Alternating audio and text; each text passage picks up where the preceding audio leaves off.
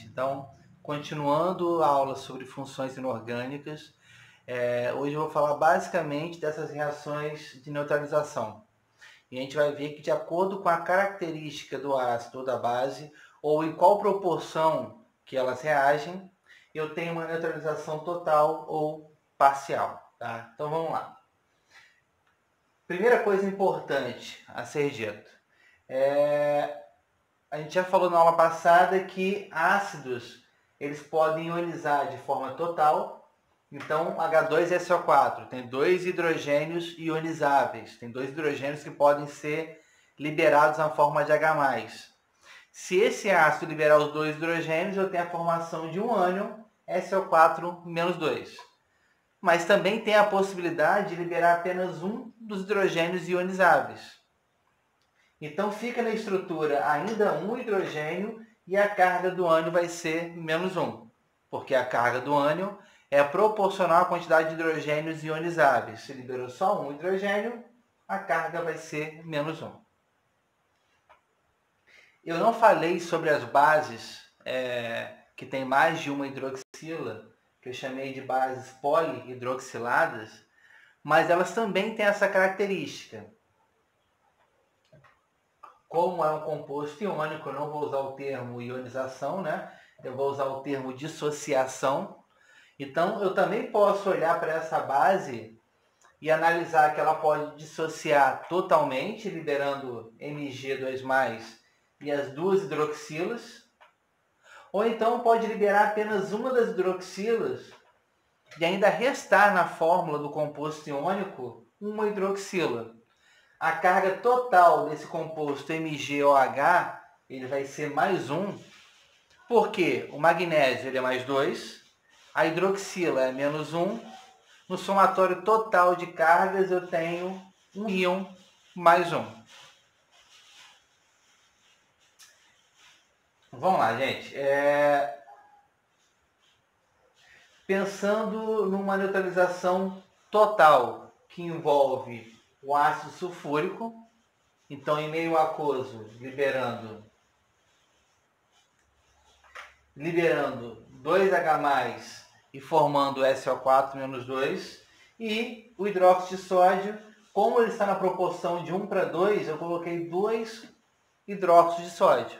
Então eu vou ter Na+ ou H- aparecendo numa quantidade de uma molécula de ácido para 2 compostos iônicos de hidróxido de sódio. Dá uma proporção de 1:2.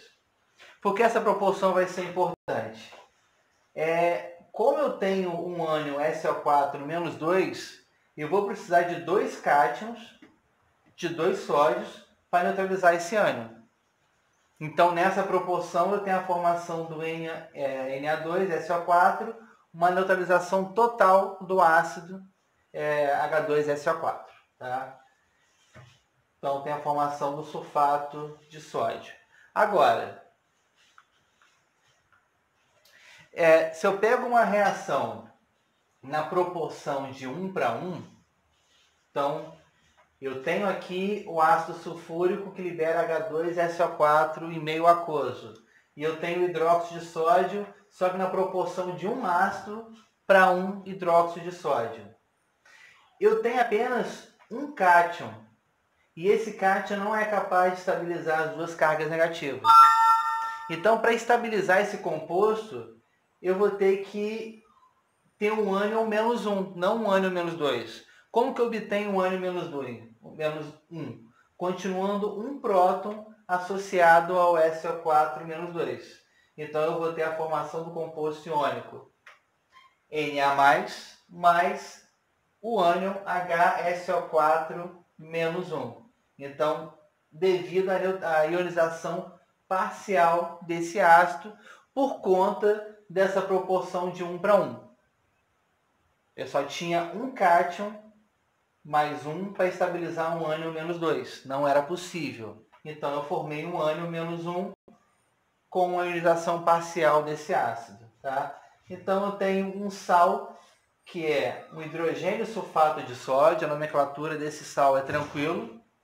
Ele é o sulfato de sódio.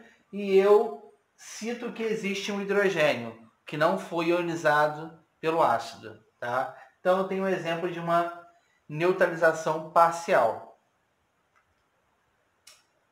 Vamos pegar um exemplo agora onde eu tenho um cátion 2+, então eu tenho o hidróxido de sódio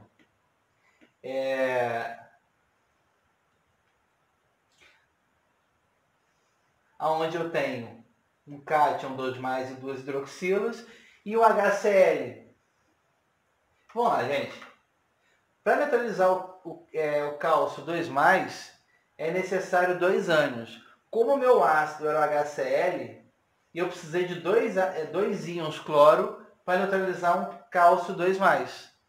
Então, minha proporção foi de 2 ácidos para uma base, tá? E essa base é formada pelo cálcio 2+. Então, o que eu tenho aqui é a neutralização total em relação a essa base. As 2 hidroxilas foram liberadas porque eu precisava de um cálcio 2+. Então, eu tenho a formação do cloreto de cálcio. Cálcio 2+, Cl-2. 2 cloros para neutralizar um cálcio 2+. Um outro exemplo. Eu vou fazer uma reação de 1 para 1 envolvendo o HCl e o Ca e o hidróxido de cálcio, Ca2+ e 2 hidroxilas. Galera, essa reação ela só é possível se uma hidroxila ainda ficar associado ao cálcio. Porque eu só tenho um ânion proveniente do ácido para neutralizar esse cátion. E como esse cátion é 2+, eu precisava de uma hidroxila associada a esse cátion para formar esse hidróxido de cálcio mais 1, para poder neutralizar com -1 da fórmula, e aí eu tenho uma neutralização parcial em relação a essa hidroxila polihidroxilada. Galera, qual é a minha dica? Eu sei que esse tema ele é um pouco delicado, né? Analisar essas fórmulas, analisar a formação de cátions, a formação de ânions. A minha dica é que vocês copiem no caderno esses exemplos e tentem chegar a essas expressões. E aí, se rolar alguma dúvida, pode mandar no privado, tá, gente?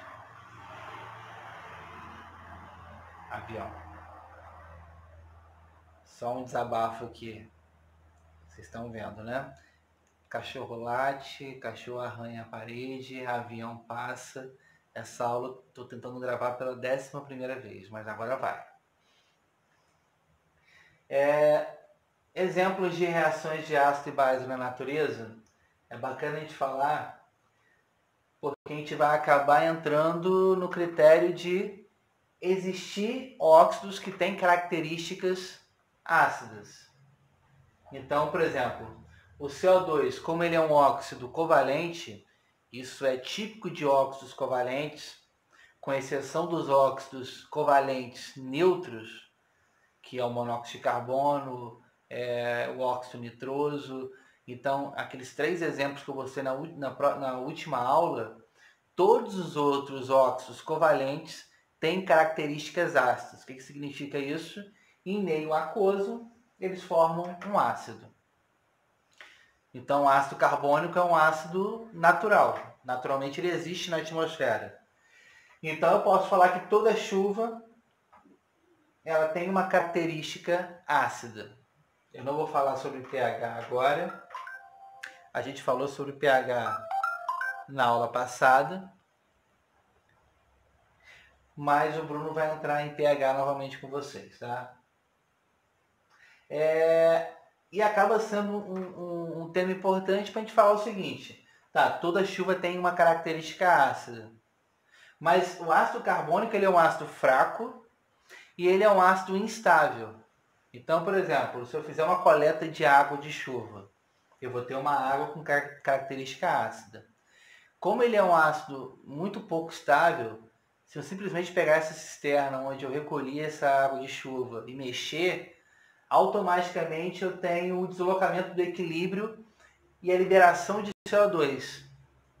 Então é muito fácil reverter essa reação. Então, essa chuva natural que reage com o gás carbônico da atmosfera, não é um problema para a gente. Então, isso não caracteriza a formação de uma chuva ácida. O que caracteriza é o seguinte, é quando eu tenho moléculas que não são naturais, que são antrópicas, então, graças a alguma ação humana, tipo a queima de combustíveis fósseis, aí eu tenho a formação de uma molécula que não é natural, ser encontrada na atmosfera, ou até é natural, mas em quantidades muito pequenininhas, e com a ação de indústria a gente aumenta essa quantidade, aí sim, se eu tenho essa ação humana e a liberação de óxidos covalentes em grande quantidade, aí sim eu posso provocar a formação de uma chuva ácida. Galera, só um exemplo. Como que é formado o ácido sulfúrico na indústria? Eu tenho enxofre.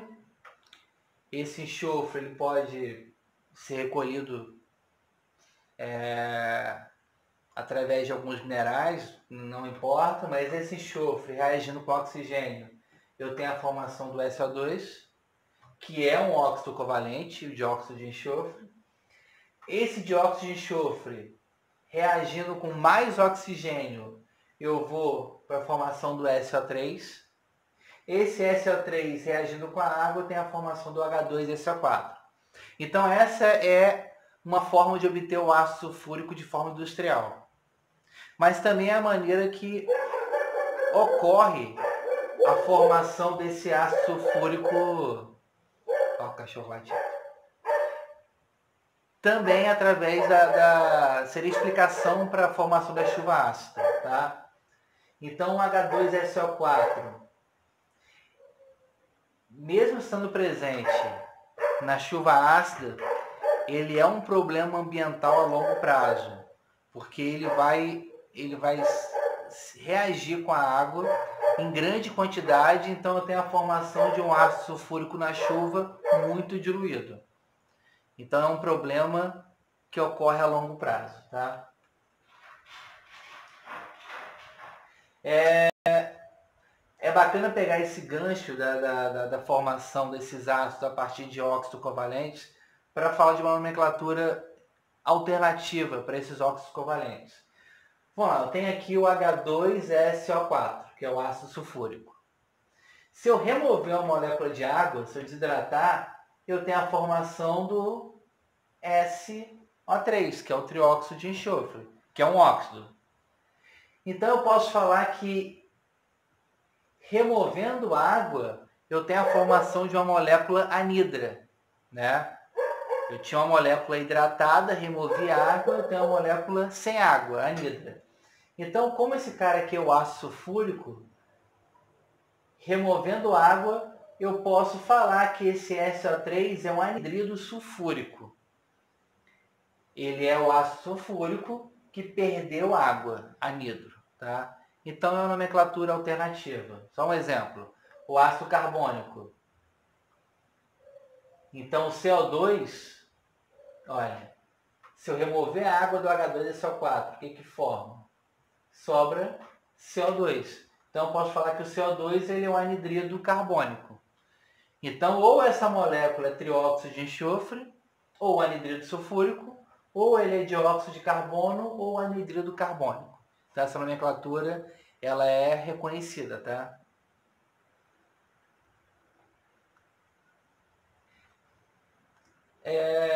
Falar sobre essa característica básica dos óxidos iônicos, só para a gente fechar esse conteúdo, né? Como que eu consigo chegar nessa estrutura? Vamos lá, o óxido de sódio é um oxigênio ligado ao metal da família 1A. Então, característica de óxidos ligados a metais da família 1A. Reagindo com água, eles formam um hidróxido. Como que eu sei a fórmula desse hidróxido? Galera, é bem tranquilo. Sódio, família 1A. Então, qual o cátion que ele forma? Na+. Ele vai interagir com quem? Com o hidróxido. Então, NaOH. Óxido de cálcio. Qual vai ser o hidróxido que ele vai formar? Cálcio, família 2A. Então, cálcio 2+. Eu preciso de 2 hidroxilas para neutralizar esse cálcio 2+. Então, CaOH2. Tá? Então é assim que a gente chega na fórmula da base, a partir de óxidos da família 1A ou 2A, óxidos básicos. Eu também prometi para os senhores que ia falar um pouco mais sobre esses óxidos anfóteros, que seriam óxidos metálicos, que não são solúveis em água, mas eles, em meio aquoso, em presença de um ácido, eles se comportam como base, e em presença de uma base, eles se comportam como um ácido. Então, eu também tenho uma reação de neutralização, aonde, como o meu óxido de zinco, que é um óxido insolúvel em água, anfótero, como ele está reagindo com o ácido, ele vai atuar como base. E o que a base fornece para uma reação ácido-base? A base fornece o cátion.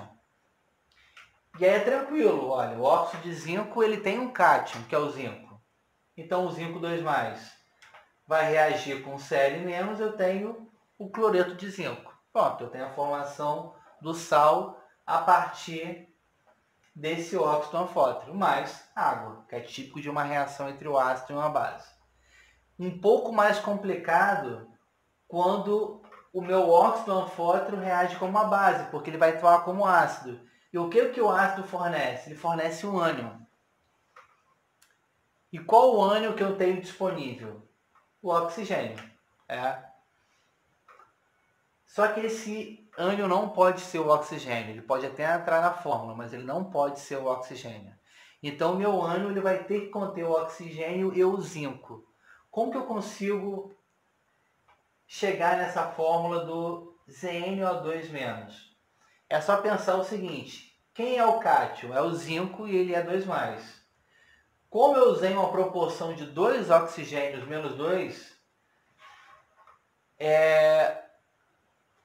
o zinco ele vai fornecer um cátion 2+, e a contribuição do oxigênio vai ser menos 4, porque são 2 oxigênios com carga menos 2.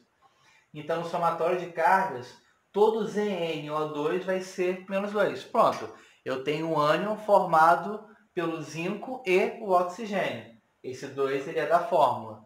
Então, qual vai ser o sal a partir desse ânion e desse cátion? Na2ZnO2. Tá? E galera, para fechar, e aí não tem nada a ver com a característica ácida ou básica, mas é apenas uma questão de representação. Eu vou explicar da forma mais simples possível. O Fe3O4, que é a magnetita, ela é encontrada na natureza nessa proporção de 3 átomos de ferro para 4 oxigênios. Mas se eu analisar o NOx desse composto, ele não faz o menor sentido. Seria oxigênio menos 3, ferro mais 4. Né? Em termos de NOx, não faz sentido.